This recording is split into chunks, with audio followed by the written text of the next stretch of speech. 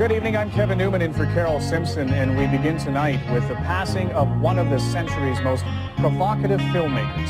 Stanley Kubrick's movies were usually profound, often masterpieces, and challenging, if not a little puzzling at first. He died today at the age of 70 at his home in England and left a legacy of startling images. Here's ABC's Bill Blakely.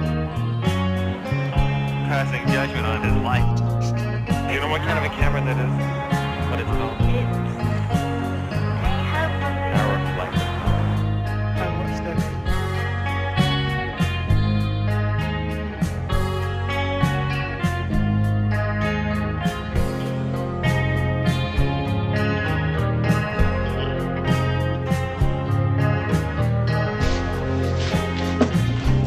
Can you do with your head down? Yeah. Well, that's not bad. Let's do that. Was at the end when you said we've got to get him out of here because you got strong at the end, and I think it has to be a last desperate begging, you know. And I still think you shouldn't jump on every single emphatic line. It looks fake. It really does. It looks like you. Shelley, I'm telling you, it's too many times. Every time he speaks emphatically, you're jumping. It looks funny. He wanted to take us places we could never have imagined, and so he imagined them for us. He is Stanley Kubrick.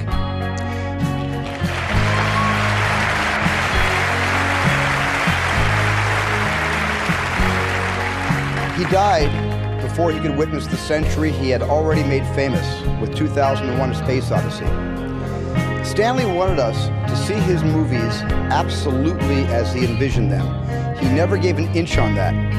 He dared us to have the courage of his convictions.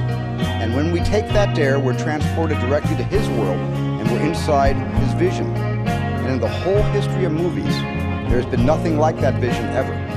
It was a vision of hope and wonder, of grace and of mystery. It was a gift to us, and now it's a legacy. We will be challenged and nourished by that for as long as we keep the courage to take his dare. And I hope that will be long after we've said our thanks and our goodbyes. Good evening. I'm sorry not to be able to be with you tonight to receive this great honor of the D.W. Griffith Award. But I'm in London making Eyes Wide Shut with Tom Cruise and Nicole Kidman. And just about this time, I'm probably in the car on the way to the studio, which, as it happens, reminds me of a conversation I had with Steven Spielberg about what was the most difficult and challenging thing about directing a film. And I believe Steven summed it up about as profoundly as you can.